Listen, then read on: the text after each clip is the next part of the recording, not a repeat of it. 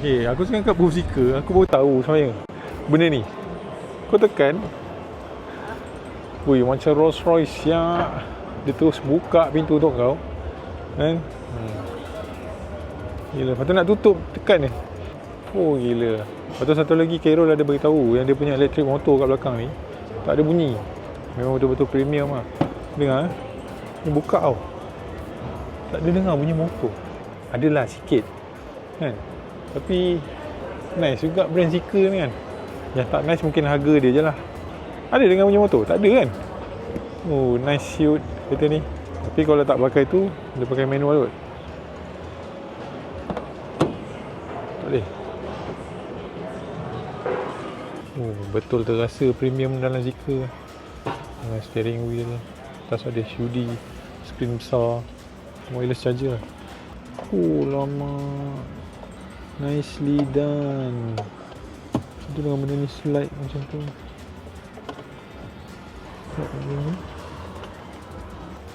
Oh ni two way ni. So dia dapat either side lah. Kalau buka dulu tak boleh. Oh nice. Ni pun dalam ni. Dalam dia semua padded. Atas ada panoramic. Luas sampai ke belakang mat. Nice. Oh belakang pun ada lah. So kau kena jarak sikit. So that's why dia buka pintu luas. Belakang pun premium. Ada flat floor. Nice. Armrest siap ada apa ni?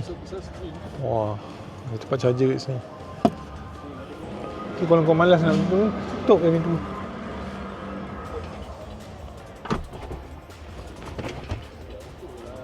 Power siap.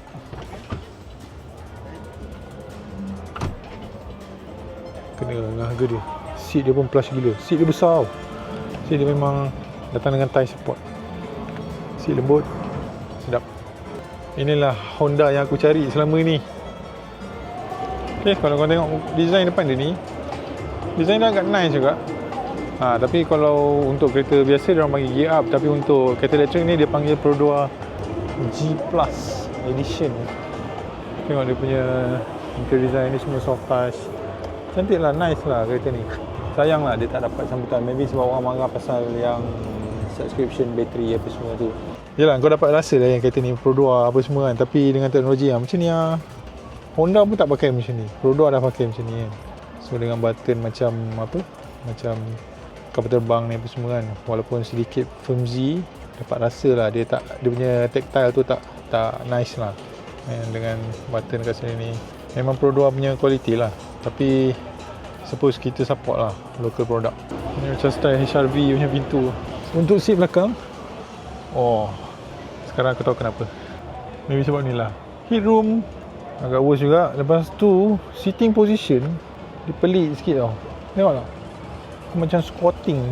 Ni terlampau tinggi lah. Tak ada thigh support. Tapi flat floor lah. Cuma kat belakang ni agak sempit jugalah sebenarnya. Kat bawah ni pun kaki pun tak banyak ruang.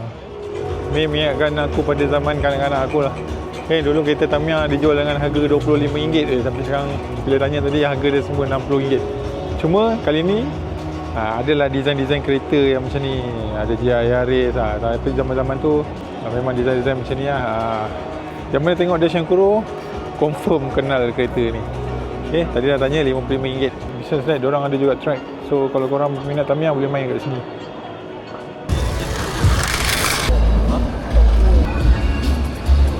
Event ni sampai next week. So korang boleh datang tengok, cari apa-apa barang ataupun accessories yang korang boleh explore kat sini lah. Pasal sampai sini je video untuk kali ni. I'm Eric signing off from this week video. We are Honda guys. We are all about Honda.